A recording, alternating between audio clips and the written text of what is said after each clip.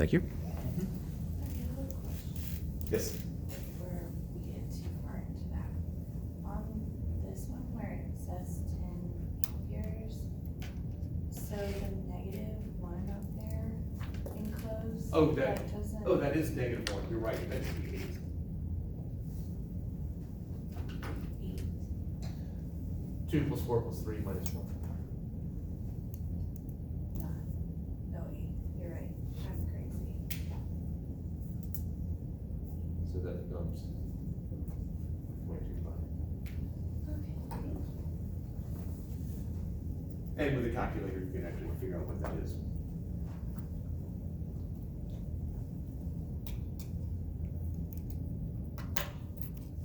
Around 10 times 10 to the -10.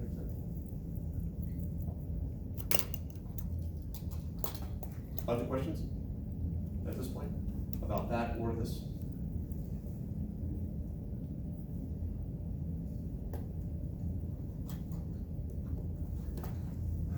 All right, so I'm 2.5 centimeters from the center. In other words, I'm halfway between the center and the outer edge of it.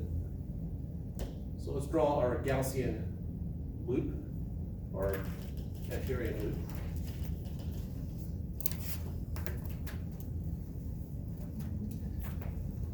Because of symmetry, the magnetic field should have the same strength everywhere along that green line there. Matter of fact, in which direction is the magnetic field flowing around that loop?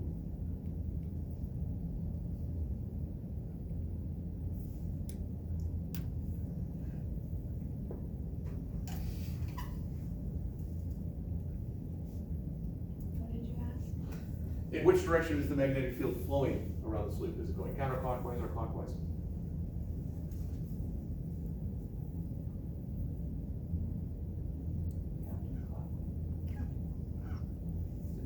There seems to be a general consensus. It is indeed counterclockwise.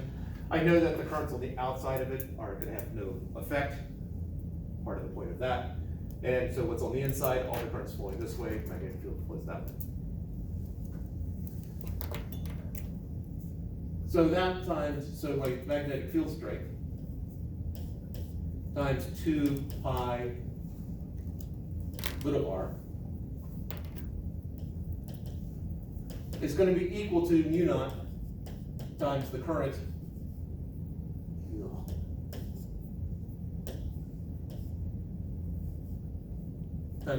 that's enclosed. Well, how much of the current is enclosed in that? I know it's 3 microamps through the whole thing, but this is some fraction of it. Because of the uniform current density, which is convenient, the current that's actually enclosed is going to be the area of the green circle over the total area times the total current. I'm going to write that slightly better.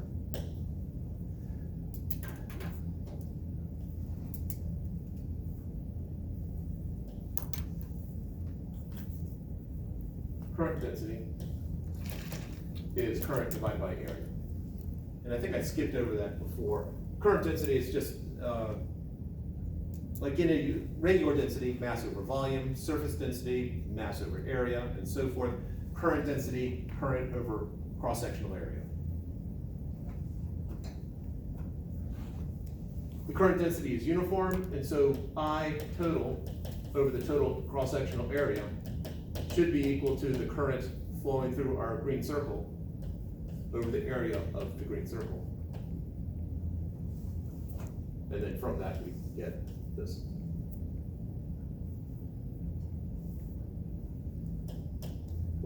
What's the area of a circle?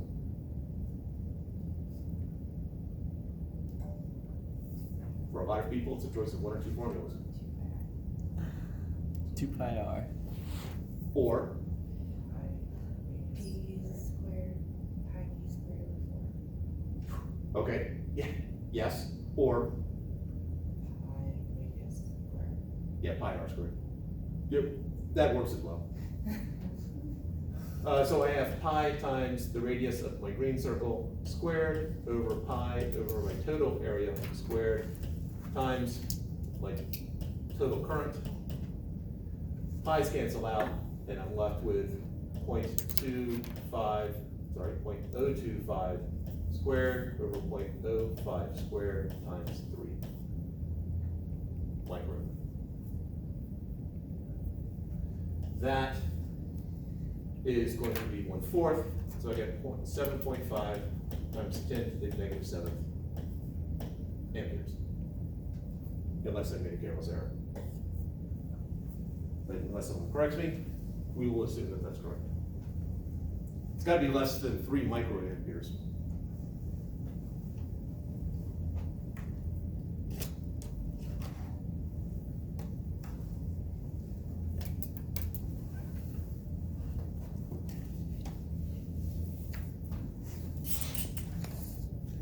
So we now have this magnetic field strength, which is what I'm trying to find, times 2 pi times the radius of the green circle is equal to 4 pi times 10 to the negative 7th times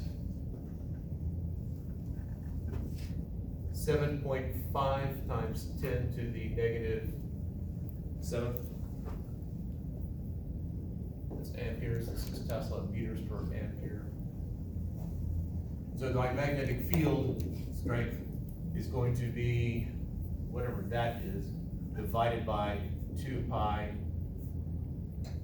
times 0.025.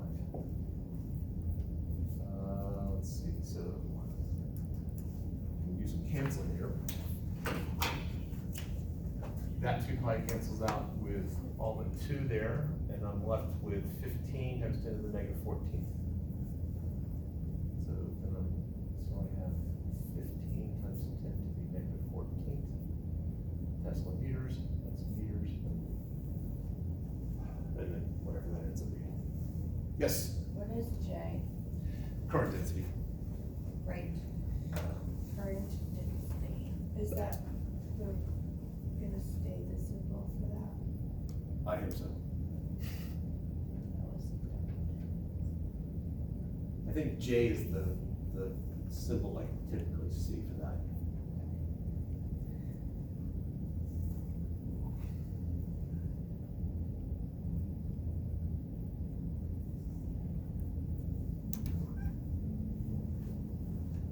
But if you pursue any electrical engineering thing, you may come up with something different because electrical engineers.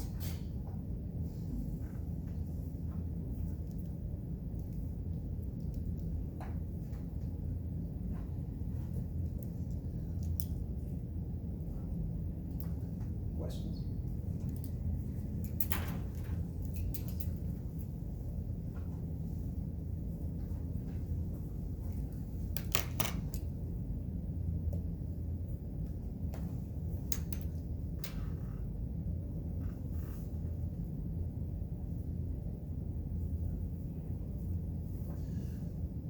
I do want to point out that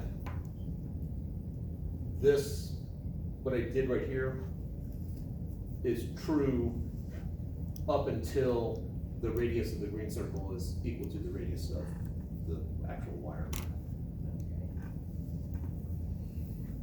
Because once I get outside the wire, I'm not adding any additional current. So if I did a Amperian loop out here, there's no current flowing through this space right here, so whatever the current flowing through the wire is, the 3 microamperes, that basically gets set once I get outside of it. I can't remember if that was a master set question for 152 or 252.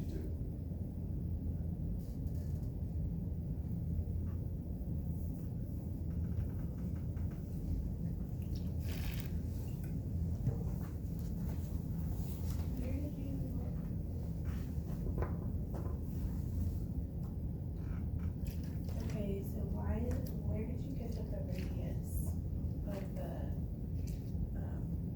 Amperian circle on the inside? Where did you get that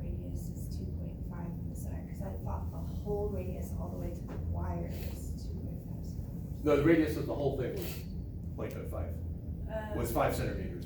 And I so I missed did a that. loop halfway between.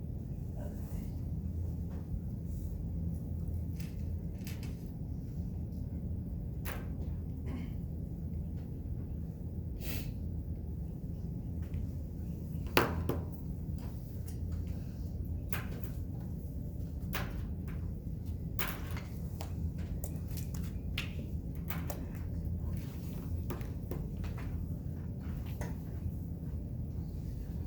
Alright, is there anything else I wanted to hit from?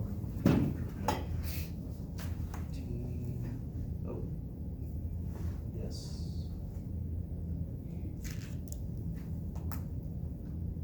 Chapter 22.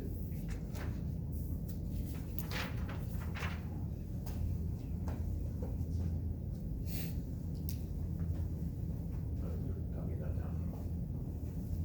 Anybody still need this?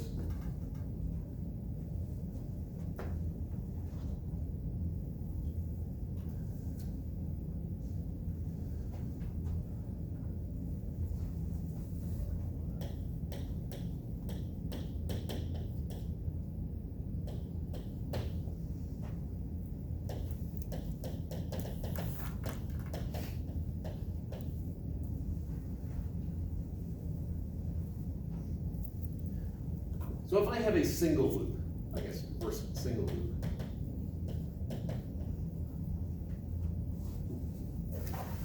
Yes, all right. So if I have a single loop of wire, so it's no longer a cross section, this is actually a loop of wire, then I know that the magnetic field strength is equal to mu naught I over 2 pi r. Where that distance there is r. We talked about it last time, we talked about it this time. If I have multiple loops, so let's say I've got 2 loops sitting right on top of each other. So if I have n loops, the magnetic field strength is equal to n mu naught I over 2 pi r.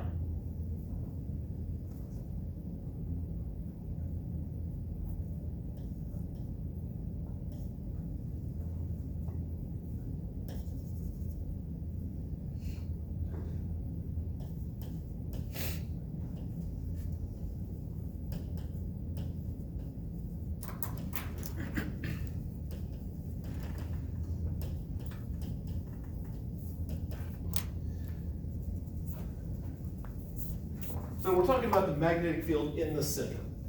It does vary depending on where you are. But I'm talking about the magnetic field smack dab in the center. Now I have this vague terminology here that if I have 2 loops, then it is a decent enough approximation to say, well, the magnetic field in the center is just twice mu naught I over 2 pi r. 3 loops, yeah, sure. 3 times mu naught I over 2 pi r. Maybe 3 loops sitting on top of each other. But at some point, that approximation no longer is valid. So typically in a problem for 152, I'll give you 1 or 2 or 3, I'll give you a small number. However, that sort of breaks down when we start dealing with, 1,000 loops. This is a solenoid. So a solenoid is a device with a whole bunch of, it's basically a whole lot of coils. But we still can figure out what is the magnetic field in the center, if I know the current that's flowing through it. So the way I'm going to represent a solenoid is something like that. Just recognize this is what I'm talking about. This, or we have one with other wires. So we got skinny, thin. Later in the lab, this will be known as thin wire and large wire.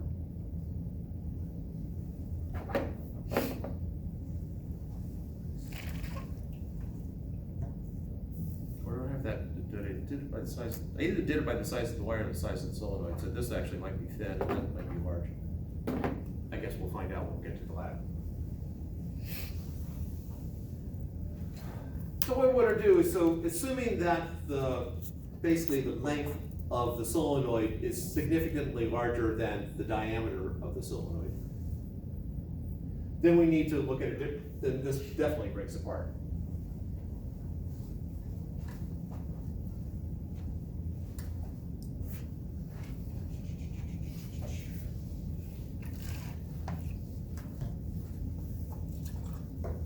So let's take a look at a cross section. So if I took this and I basically sliced it, and so what you'd see is just the endpoints of the wires. I'd have a bunch of wires looking like that, and I'm just going to make it a single layer for the sake of this. And so if I imagine that I'm looking at a cross section here, that if I have current that's flowing through it, that current's going to be flowing out on top and in on the bottom, or vice versa. It's going to be one or the other. Let's see, the way I drew that one is that I have it going in on top and out on the bottom. Now, you might be looking at this and going, how can you tell which way it's actually going? Well, I was basing it upon what was in my head. There'd be no real way to tell from a drawing like this what's happening, so you know, it'd be in the text.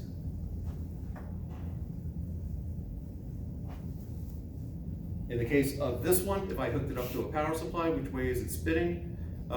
It is not necessarily easy to see. The older ones, it's very clearly the wire coming off the lead here is going one side or the other, so you can tell. If this one, I think the wire, if the current flows in this way, then the current's going to be flowing around like that, but it's a lot harder to tell in the new ones.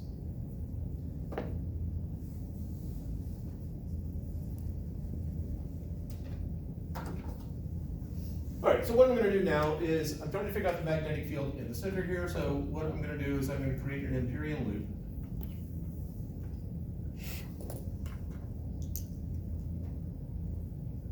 And it's going to have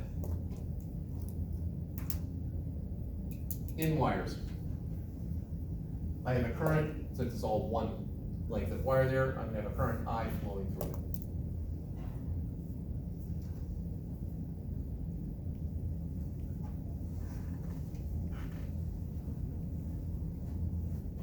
I know that, well, let's see, my current, for the, where I chose to do my wire here, my current is flowing out, so my magnetic field is going to be flowing basically counterclockwise. So that's the direction of my magnetic field.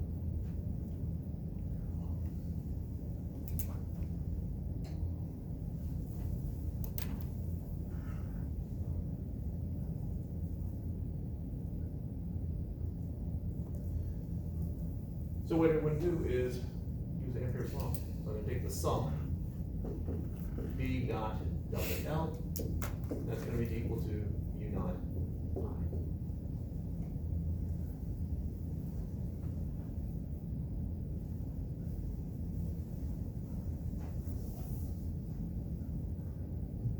So for the sake of the language here, I'm just with this bottom wire, I'm going to make A, or the bottom part of my Amperian loop A, side B, C, and D. And then so I'm going to go in that order. So magnetic field along A dot delta L A plus the magnetic field along B dot delta L B plus the magnetic field along C dot delta L C plus the magnetic field along D dot delta L D equals mu naught times the current that's flowing through it. Well, the current that's flowing through my Amperian loop here, well, I have a current I flowing through each of the wires. Well, it's all one wire, but through each of these cross sections, I have that amount of current flowing through it. And so this is going to be N times I.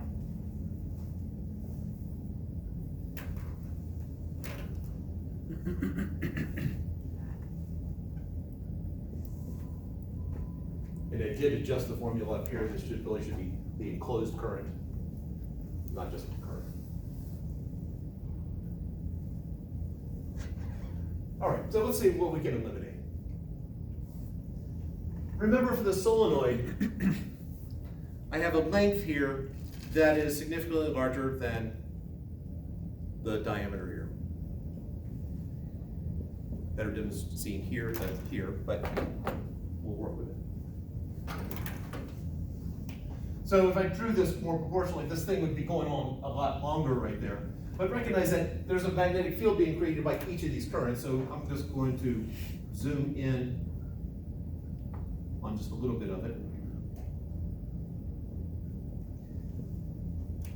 I'm going to put this closer.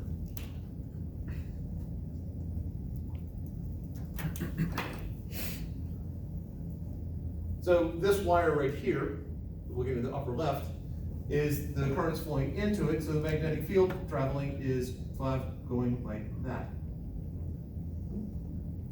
Matter of fact, it keeps going. And it expands out. If I went to the next wire, it has a magnetic field that's, again, doing that same type loop, so it's going up, over, down, and left, and that also keeps expanding. So hopefully you can see that in between the wires, in this section right here, in between the wires, the magnetic fields would cancel.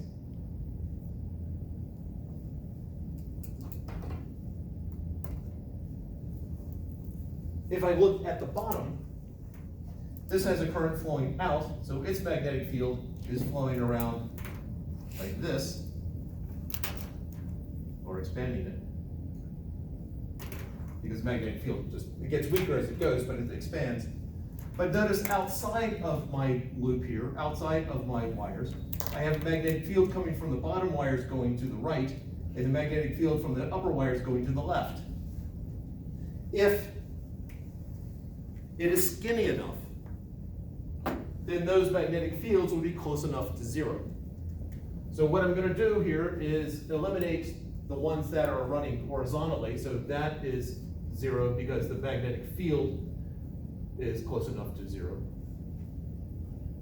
Well, actually, that's going to be the reason we get rid of about half the stuff.